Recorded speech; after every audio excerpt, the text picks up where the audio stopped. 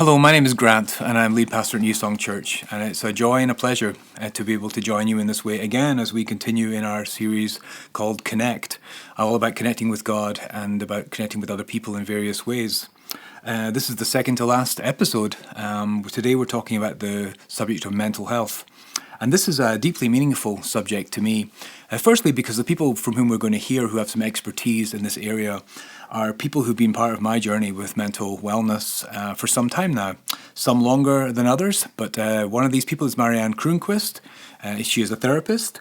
And during the pandemic, she showed up with great regularity to the online things we were doing, including the lobby. And even though after the sermon on Sundays, we were discussing the message perhaps I gave, invariably Marianne would share something that was deeply meaningful to me and actually ministering to me in that time in the lobby. She is indeed a servant of God's people and has helped many people in this area, and I'm deeply grateful for her. The second person is Chris Anderson. He is the chairman of our elder board and husband to Melody, Pastor Melody. And he has been just a joy and a strength to me throughout this time. He has sought me out, chased me down, and convinced me, actually, I would say, that he genuinely cares about me as a person and not just about my performance as a pastor. Ryan Carpenter is a faithful friend of mine from Orcas Island. So if anyone's listening on Orcas Island, hey, Ryan's on today. He serves there as a pastor. During my time on the island when I was working there through some hard times, Ryan was always there for me and continues to stand in the gap for me as a friend. He's one of the greatest listeners I have ever met, which is good because I could talk competitively for my country for the Olympics probably. I always say it takes a village to raise a Grant. And these are friends for the journey for me. I think it's true for all of us. It takes a village to raise a person. Secondly, I care deeply about my friends in this community who experienced struggles with mental health. And the last thing I want to do is do a poor job of communicating this subject that perhaps makes things worse instead of better. In fact, the subject of this episode is actually quite scary for me to personally address. You know, I would love to be able to talk about depression and anxiety with a kind of dispassionate, arm's length approach. However, this has actually been my story, I have to say, for a large portion of the past decade of my life. So this subject is very close and personal to me, hits home for me, and is quite raw. I do dream of New Song becoming a place more and more of genuine connection and truth about ourselves and being able to share that with one another and therefore become an increasingly fertile place for God's transformative work, because God works transformatively in places of truth. And I think it starts with partially in our ability to remove the stigma about discussions about mental health. And I believe that I myself need to model this honesty about what I would love to see happen here.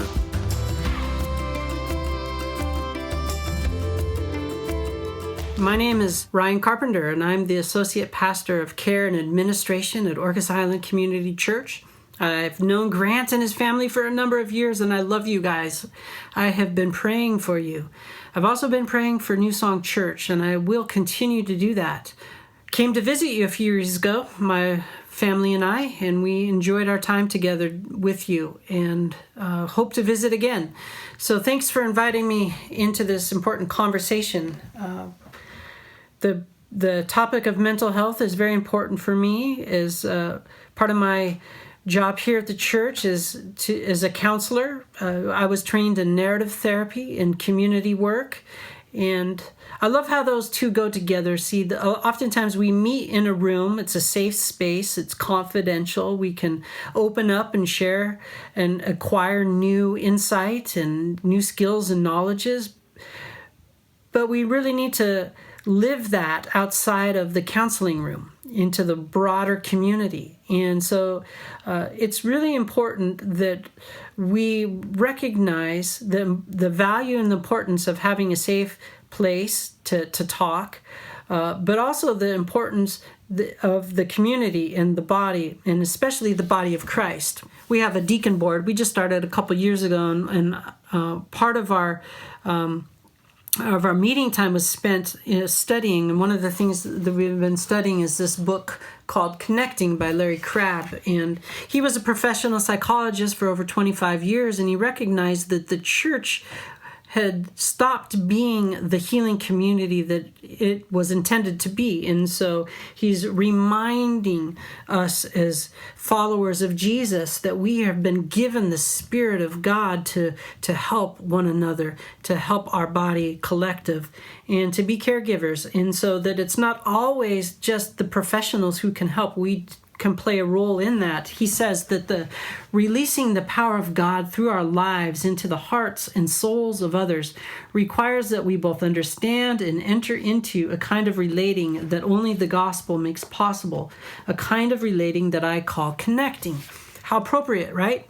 So our relationship with God, when it's good, when we're close, when we're connected with God, is going to help us connect to one another in ways that heals the body, that makes us whole humans. And I would say that we're not always super good at that. And so this book has been a reminder for us as a deacon and for a church that we are equipped with the living Spirit of God so that we can help one another.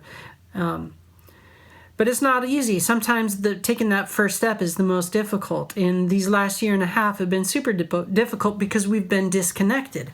And so how do we stay connected in times when we're not seeing each other like we used to? And so this is a challenge for all of us, but I want to encourage you. I want to encourage you to stay connected through a friend, a pastor, through a spiritual director, or professional therapist or psychiatrist. Whatever struggles you're having inside, you just need to externalize it and let it out. And there are people who are trained listeners that can be that first step for us. And then after that, we need to learn how to, as a church, the importance that we play in the health of the body of Christ. So that when there are folks who are hurting and suffering or who have disappeared, how important it is for us to try to stay connected. Not easy at all.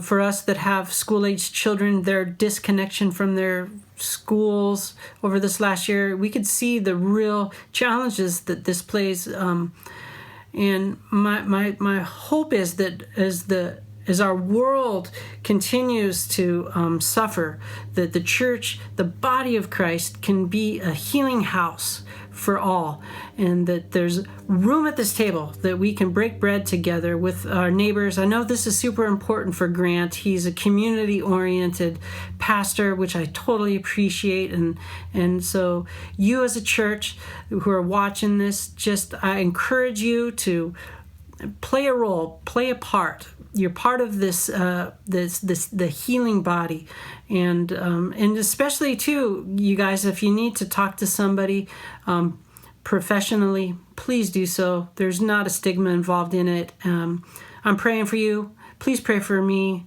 as well, and I look forward to visiting you guys again. So God bless you, and we'll be in touch. Thank you.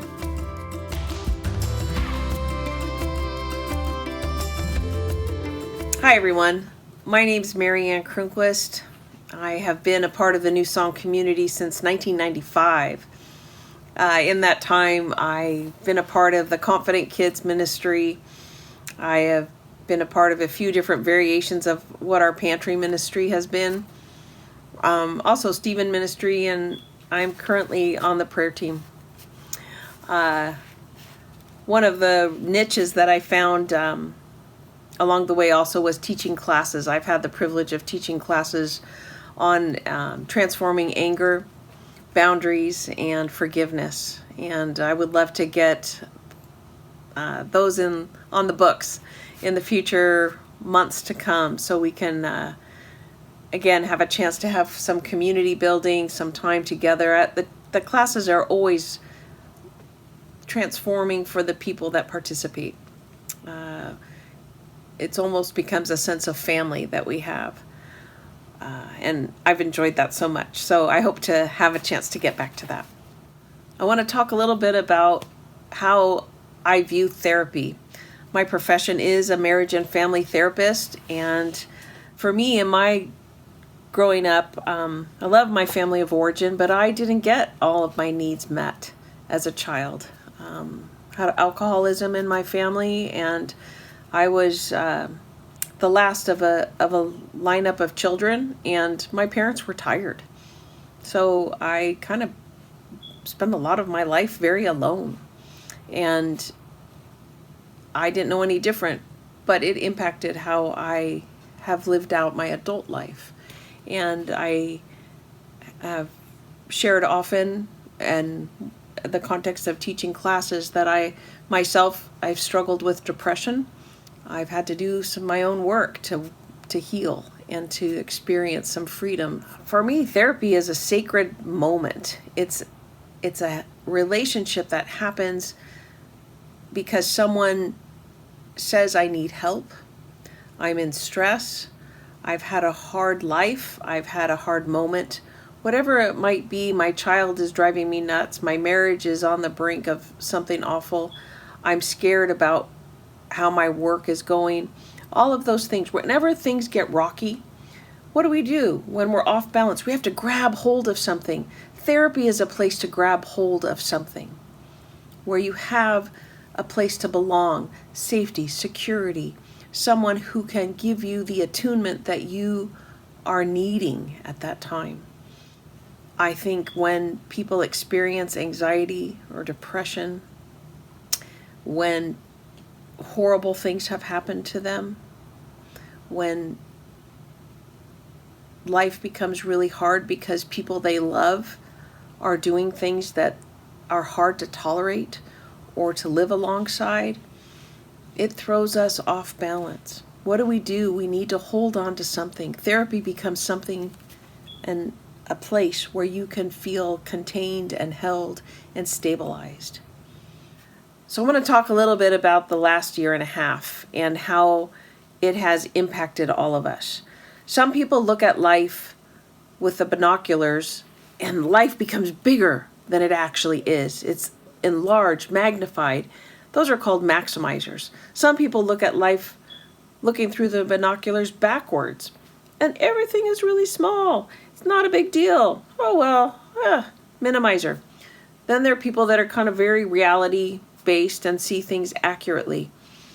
You kind of need to be honest with what kind of person you are as you go through life. You probably know by this point where you land most often. I'm a bit of a maximizer.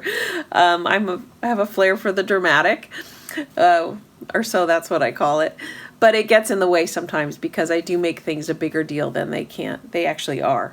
As far as the pandemic and talking about that, I find a lot of people are truly, truly grieved, truly traumatized, truly uncomfortable with how life has been, all that they've missed out.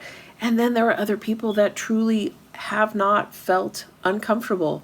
They're perfectly comfortable having a lifestyle of being at home more, of isolating, of being content in that way. So we can't generalize it, but we need to acknowledge that for every person, it's made a difference in how we go through life, and we will remember this season in a certain way. I want to acknowledge that some people have had severe, severe depression and anxiety, particularly in the last year and a half, and have needed to seek out counsel and have needed to get on some medication. And for a lot of people, those are really big hurdles. And is God okay with that? Is God okay with me going and spending money to set up a contrived relationship to talk to a therapist? Yes, I wholeheartedly say yes, because that is a way that God has offered healing. And what about medication? As a Christian, the Lord should just heal me, right? The Lord can heal you. Having some help with some medication that can get the brain chemistry back in its ideal place and give you the strength to move forward and think clearly and have more emotional regulation so you're not high, low, frantic. It's a blessing. It is a blessing. If your leg is broken, you need a cast and you need crutches. If you're depressed, if you're anxious, if you're really struggling with focus, medication can be a great way that God brings about caring for you, especially when it's alongside somebody who's also given you the relationship healing opportunities. I'm going to talk about how we exercise self-care when we're experiencing trauma and uncertainty and stress. There are a couple ways that I practice on a regular basis, and that's writing in my journal, and I go to my own personal therapy. Those are ways that I have a regular rhythm of self-care where I have a place where on my own I can be honest in my writing, and then I also have the relational connection with someone to bring me to a place of grounding and the support that I need to move through my life's journey. Being able to take care of your body well, getting the right amount of sleep for you, eating well, and discharging some energy by getting up and moving somehow. Being rhythmic about that is ideal. Having some sort of schedule, some sort of regularity to that, that's ideal. But depending on where your starting point is, move towards healthier. I think to ask yourself, what are the things in your world right now that you can rely on? We can rely on the truth of Scripture.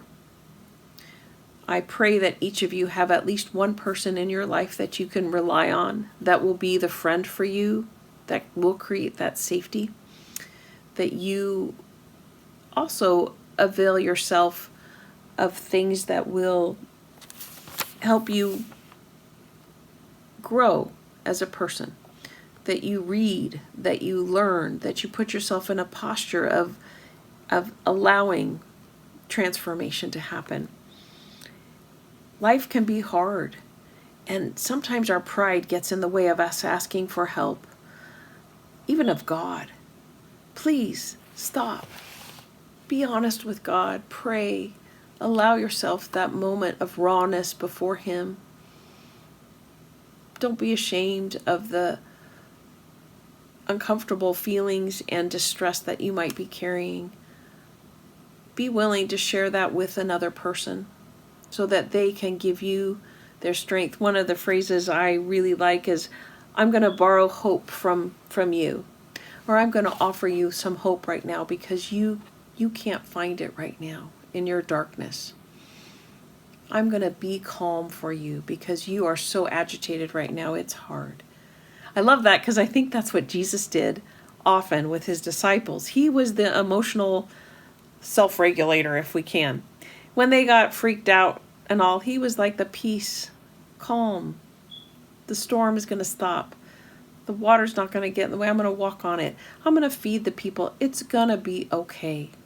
Often we need to have someone in our lives who can just remind us it's going to be okay. This is a hard time, but it's going to be okay. I hope for some of you that need a place, a person to tell you it's going to be okay, that you will do your diligence to find somebody to help you in this time. That you will allow somebody to be a safe and secure and supportive person in your life. That you will enter into a sacred relationship where you could receive some healing in the midst of therapy. I truly believe that God has gifted us this chance of healing alongside one another. I don't have anything dramatically different from what other people have, but I do have a skill set that I've learned, and I have the time and I have the attention to offer to somebody. And that can be life-changing.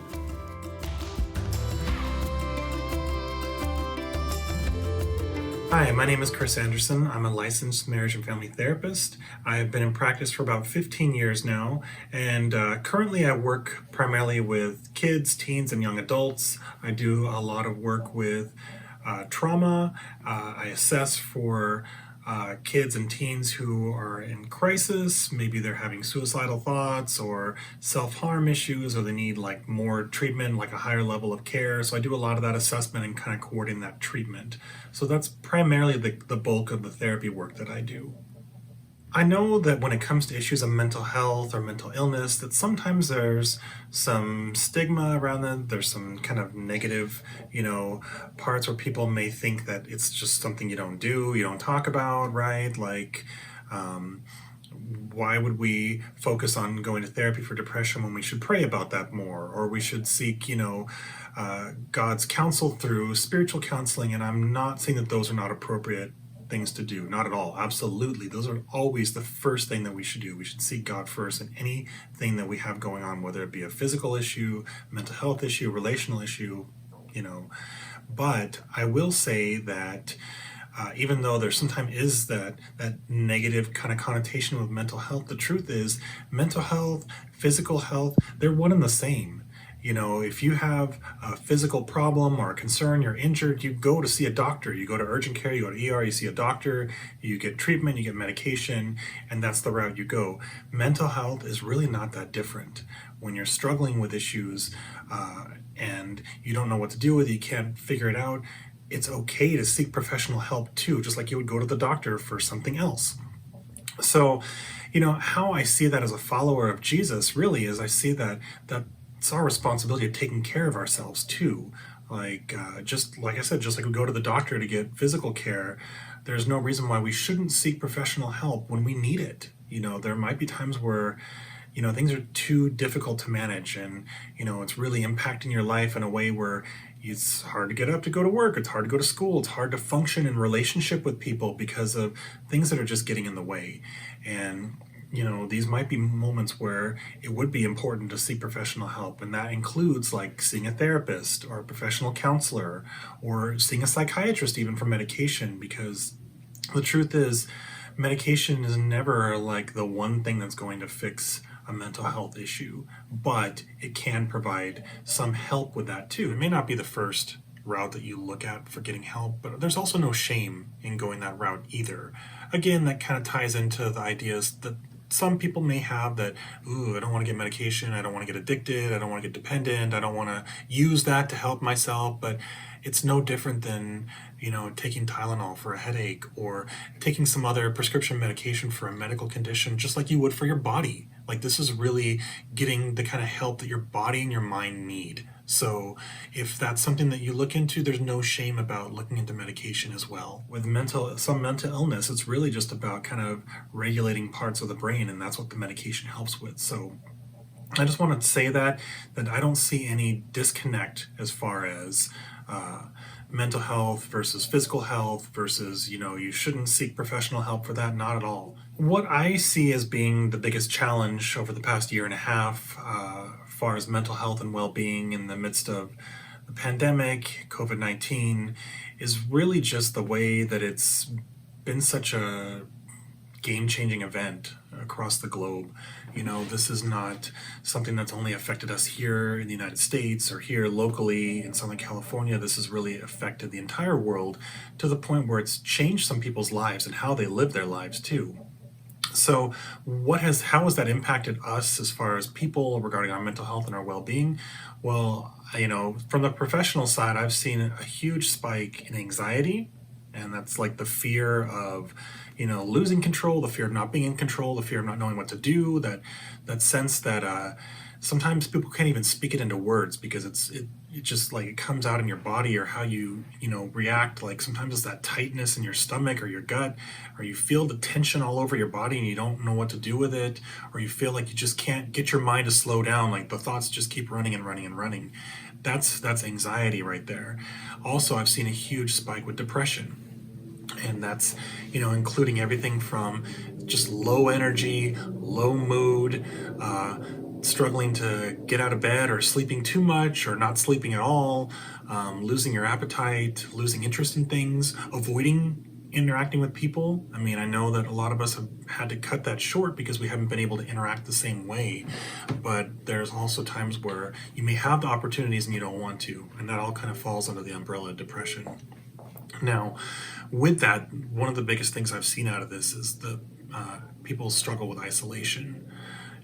As a result of the pandemic and the restrictions that we've all had to try to take for the health of everyone else around us, it's limited our ability to interact with each other the way that we've been accustomed to. And it's certainly limited physical contact for the majority of us. So that's really caused many people to feel very isolated and feel very cut off from each other. So that is definitely some of the biggest things that I've seen over the past year and a half as far as how that's impacted mental health and well-being. Okay, so now that we've kind of highlighted what the challenges have been over the past year and a half, the question then becomes, what do we do with it? How are we supposed to respond now, especially if you're listening and you recognize maybe you've experienced some of these different feelings or emotions over the past year and a half, or it's impacted your life. What do you do with it? Well, there may not be quick fix answers for everything, but the first part, the most important part, is doing a check-in with yourself. Where are you at with that kind of understanding, hey, am I going through this? Am I struggling with something? And if it's clear to you, and you kind of can pick it up and you even have words for it, great. If you don't, then the most important thing is to check in with someone close to you. Do you have a friend or a family member, someone that you're close to who you could say, I feel like I've just been struggling a bit and I don't really know what I'm experiencing or going through. Have you noticed anything off with me? Or, what do you think? Get some feedback, okay? That would be a first step if you feel like you're kind of not really sure where to go with that. The next step is if you feel like you still need more beyond that, like you kind of identified like, all right, maybe there is something going on. I don't really know what to do with it. Or maybe you're feeling just off in general. I would strongly encourage you to reach out to our pastoral staff. We have a great pastoral staff, and they are ready and available and willing to connect with you and to talk about where you're at as far as, understanding where you fit within all of this and, what God has to say to you in all of this too. So please don't hesitate to reach out to our pastoral staff. We have Grant, we have Josh, we have Melody, and they are wonderful. And if you've gone that route and maybe you're still feeling like it's, there's still things getting in the way for you, you're not able to function the way you need to, or something's off and it's not really going away, don't wait on it. Don't sit and wait for things to go away. Because just, again, to use the example of a physical problem, like if something's wrong with your body, sometimes waiting things out, okay, sure, maybe that might work, but it doesn't always work. And you can always heal much faster if you get the right treatment. Same thing with mental health. If there's something going on for you, don't sit on it. Don't wait and just hope that it gets better. It might, but it might not. And if it doesn't, then you're waiting, for no reason when there's help available. So if you've tried, seeking out counseling through the pastoral staff and you're still feeling like you need more, that's the time to really consider looking at professional help. And as I mentioned earlier, professional help really involves seeing a therapist, a counselor, or someone who's licensed, or a psychiatrist, a licensed medical doctor who also practices and understands mental health, mental illness.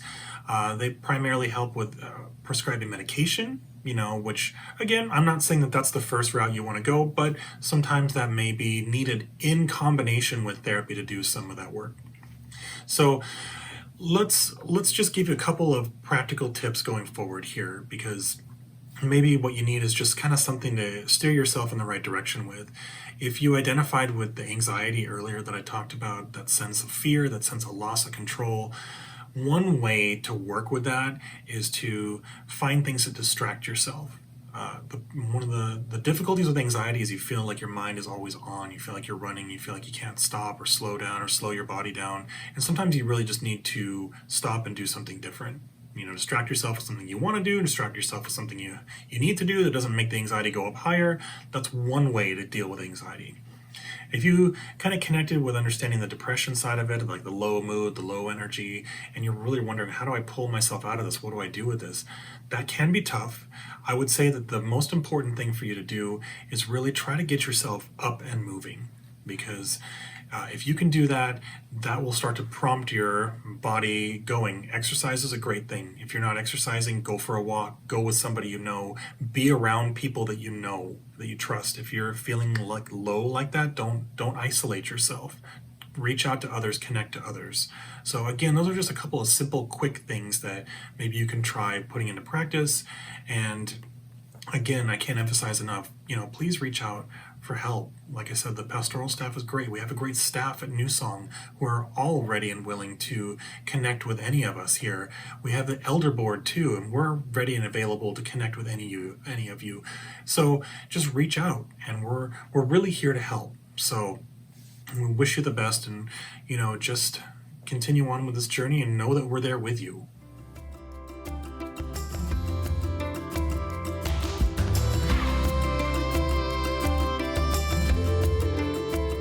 It's true that every single person experiences some level of depression and anxiety. Life is hard and painful things happen to every person. As the old blues singer Ella Fitzgerald observed, into every life a little rain must fall. And as the writer of the Old Testament book of Ecclesiastes wrote, there is a time for every purpose under heaven, and one of these is there's a time to weep.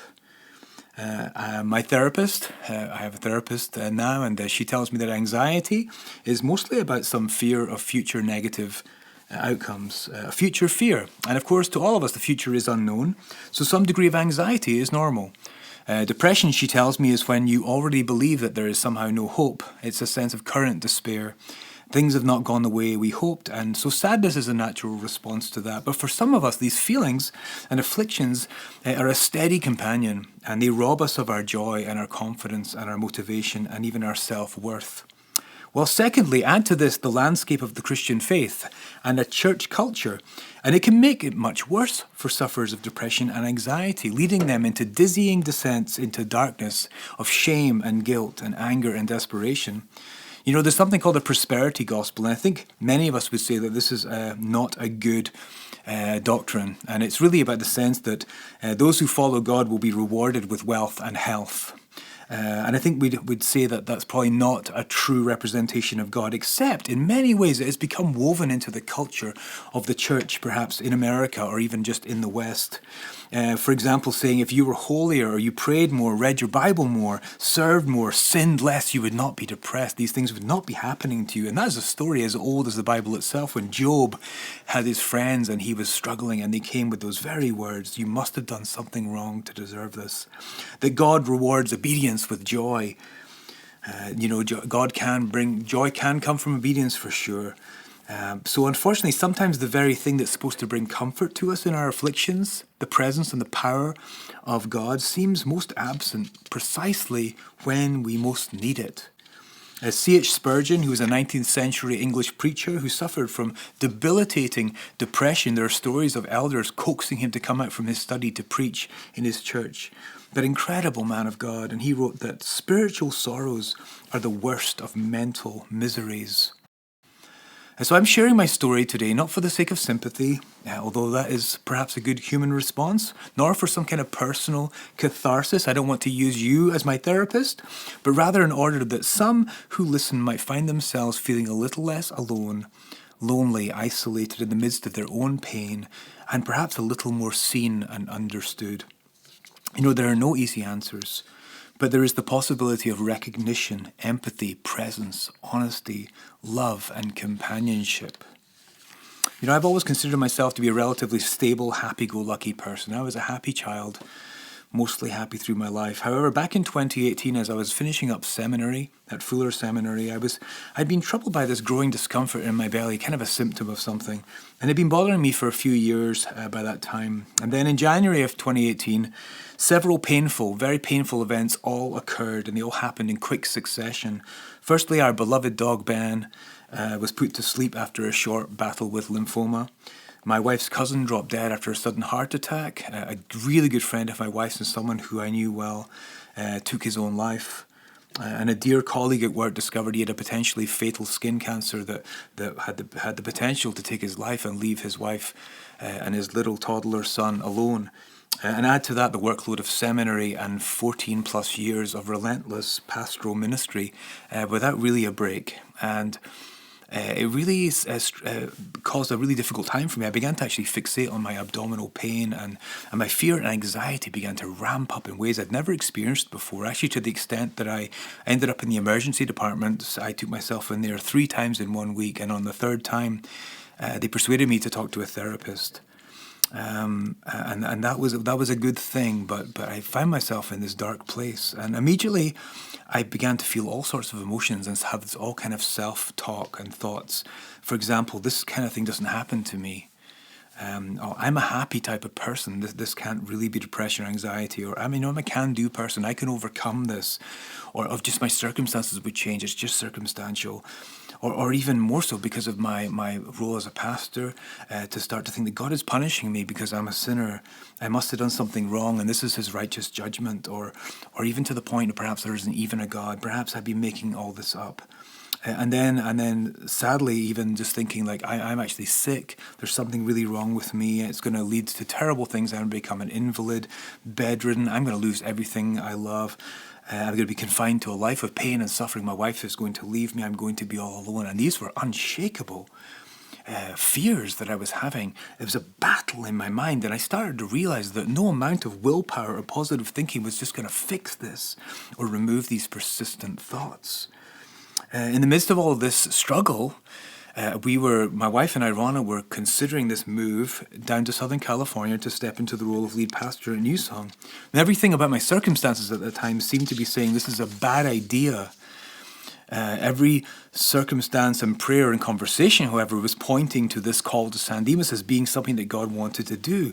But in my head, a voice was just crying out, no way, you can't do this, you can't do this. I shared my struggles with the elders in conversation in the Pastoral Search Committee about how I was struggling, and we ended up kind of putting in the categorization of spiritual warfare. This is just the enemy trying to stop this. We know that even in the midst of all these details, that role was confirmed, and I was called to come down here, step into this role. And of course, there was and there is opposition to the work of God. And I had then, but even more so, I have absolutely no doubt now that God initiated and fulfilled this calling. But as many of us know, just because God is in it, and it's the will of God, it doesn't mean it's going to be easy. And so I moved here in May 2018 without my family, actually, because they had stuff to finish. My daughter had to high school to finish. So I moved off into the unknown simply by faith. God, you have called me. I will trust me. You'll make it all okay. When I get there, I'm going to feel better.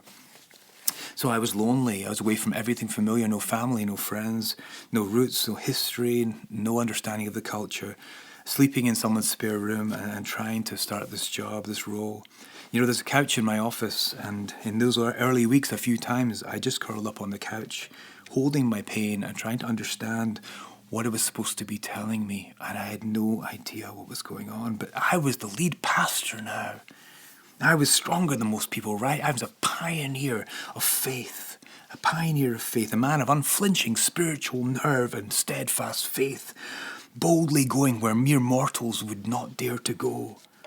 I think there was something about the culture of pastoring and something about the culture of church that caused me to struggle even more with this, because this was the way I had perceived myself. Or was perceived perhaps by others. I think Rana and I perhaps built a sort of self-image, perhaps as a defense mechanism against the real cost of doing ministry the way we did it, that had perhaps led us to pride ourselves on our ability to move with God's leading and uproot ourselves.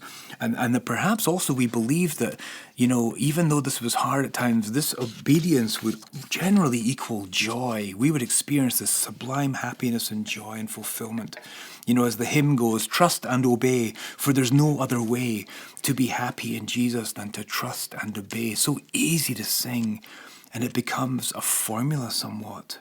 After just over 1 month in Southern California, a very, very hard month for me, I went back north to Washington State to bring my family in, to attend my daughter's graduation, and to prepare for the full move to relocate south. Well, by that point, I was experiencing extreme mental pain every single day. I wasn't sleeping, and I was constantly scanning my body internally for evidence of disease, of symptoms, and I realized I needed help. And so I finally went to my doctor, and we had a conversation, and I asked him to perhaps prescribe me some medication to help me. And he put me on a medication called Cymbalta, and I experienced an almost immediate improvement. And it takes usually 2 or 3 weeks for these things to happen. But even the fact of someone listening to me, understanding and reaching out to help, finally taking this seriously, in fact, I think was beginning to help me. And I felt a huge weight lift from my shoulders. And I realized that I had actually been suffering from depression and anxiety for much longer than I had thought. And I'd simply been managing it till it had become just a dull ache in the background of everything I did. But it now was so much at the forefront. Not that medication is always the answer, but for me, it helped me regain some hope and joy and energy and creativity. And so we returned to Southern California, and I had this medication to kind of help me through this time. And it was an exciting time. It was wonderful, and wonderful things seemed to be happening. God was moving, and I felt a real sense of purpose.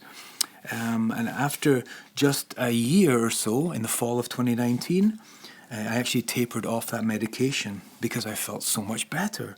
To the point I was beginning to actually feel hindered by some of the side effects that are quite common for medications like that. And so things were good, and I was like, I think I'm going to come off this now, and I'm going to just walk. And I'd learned a lot. Well, then that was good right up until March of 2020 and the pandemic, when, as we say, all of the things kind of fell apart. Every way of doing ministry that I had depended upon and understood was removed from my toolbox. We couldn't see one another. We were not together. The world was full of angry people, divided and looking for someone to blame. And as any pastor can tell you, when people are upset, they often look for people to blame. And pastors have huge targets on their backs. Every decision was going to make some people unhappy.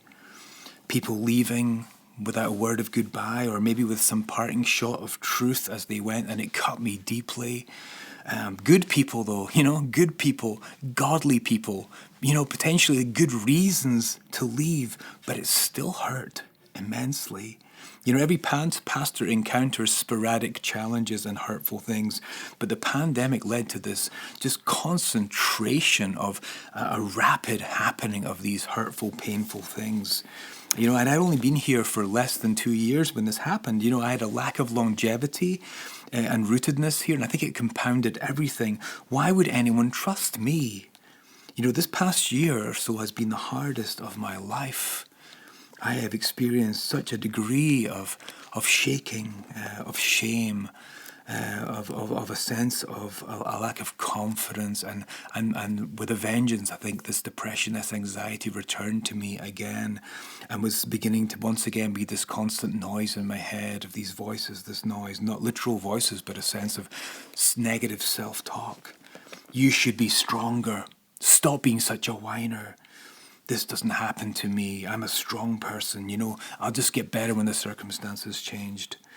Well, in the fall of 2020, I realized that not only was I suffering badly, but so was everyone and everything around me. And so I reluctantly called the Kaiser helpline, the mental health helpline at Kaiser. And if you've never done this before, it can be quite shocking and painful. They ask you a series of questions to rate on a scale. And I was actually in the car with Ronna. My wife Ronna was driving the car, and I'm on the phone with this first point of contact, kind of a triage thing, and they ask you these questions. And really, because Ronna's sitting next to me, I still didn't want to let the one closest to me know just how bad it had become. And I was trying to fight tears back, and these waves of shame and sadness. And then this question they asked, Mr. Miles Era, in the past week, have you had thoughts that perhaps the people in your life would be better off without you?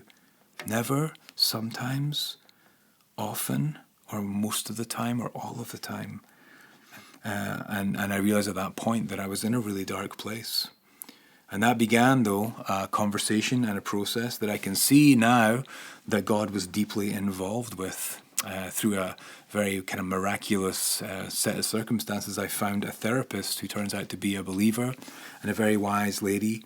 I did consider medication again, but this time didn't take that route. I began to learn about the triggers and patterns that lead to my anxiety, and I gained some really good tools to respond to it. I had some more medical tests that ruled out the disease that I had obsessed over for years. And I am doing so much better today, I can tell you. I still have bad days, but I have more good ones than bad ones. And I have gone deep with Christ through this time and with other people. I want to share two truths I think are foundational to understanding this issue, that I have found to be essential for my own journey with the mental health suffering. And I also want to share one promise The first truth is this. Well, last Sunday we had a guest in our prayer practices gathering. We're doing these practices of prayer. And last week was about reading the Bible. And he's the father of a young woman who's been attending these sessions. Really nice guy. During our introductions around the circle of participants, he mentioned he was part of the Gideons. If you don't know who the Gideons are, you may have come across their work when you opened the drawer in a hotel and there was a Bible there. They place these Bibles. Their mission is to get Bibles into the hands of as many people in the world as possible. Well, interestingly, the session was all about reading the Bible for illumination and for insight from God's Spirit. And I was listing the ways that people engage with the Bible in all different kinds of ways. And one of them was the type of thing that Gideon Bibles contain. You may have seen it. Things like where to read in the Bible in case of, and it may say depression or anxiety. And it can be helpful. However, unfortunately, it can lead to this kind of simplistic fix-it approach to mental health, where if you just found the right verse, it would all be fine. Like a cause and effect. If I do this, or then I will be. Back again, once again, to this kind of prosperity thing. If you only do the right things, you're not going to experience this kind of thing. And the reason you're experiencing this kind of thing is because you're not doing the right things. Here's the first point I want to make. Our true strength is found not in particular verses of the Bible, but in the whole story of God's redeeming, fierce love for his creation and for us, the big picture. So this is not dependent upon quick results or flash-in-the-pan healing. And it persists despite our suffering.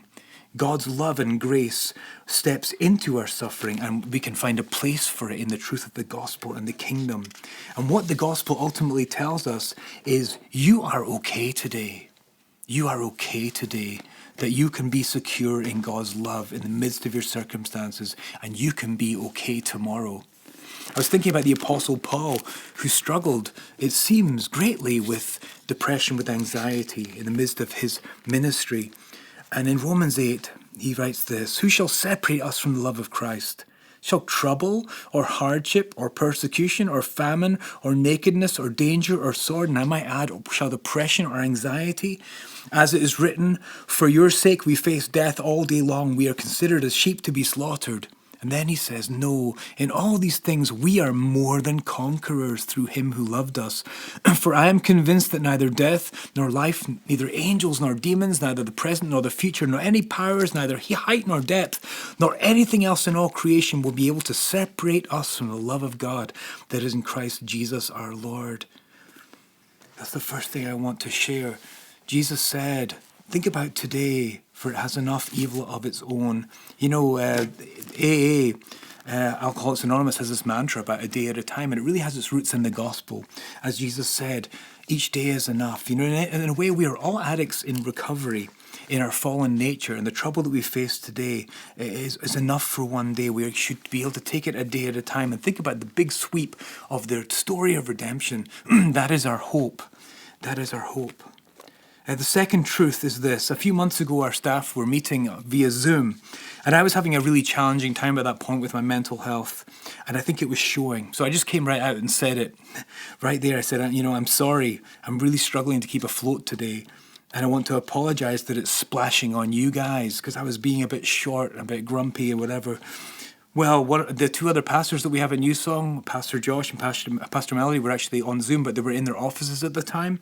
And shortly after the Zoom meeting ended, there was a knock at my office door. And the two of them came in and just sat there and just didn't say anything. And I'm just like, what's up? They just sat there. And then with no pre-thought out plan, they said, "We want to help you." Genuinely, without judgment. And at that moment, a little light shone into my anxious mind. I didn't need to be ashamed of the fact that I was not doing well. And I had a couple of people sitting there who wanted to talk about it with me and be there for me. So since then, we've been connecting more regularly, and I've found genuine strength in the honesty and loyalty of these co-workers and the rest of the staff at New Song. More and more people actually in New Song have asked me how I'm doing and how they could be praying for me. And I tell them honestly, you know, my wife Rhona's fierce love for me has been such a support. And here's the point. The point is this, that Jesus can and must come to us in human flesh. Jesus can and must come to us in human flesh. We need one another.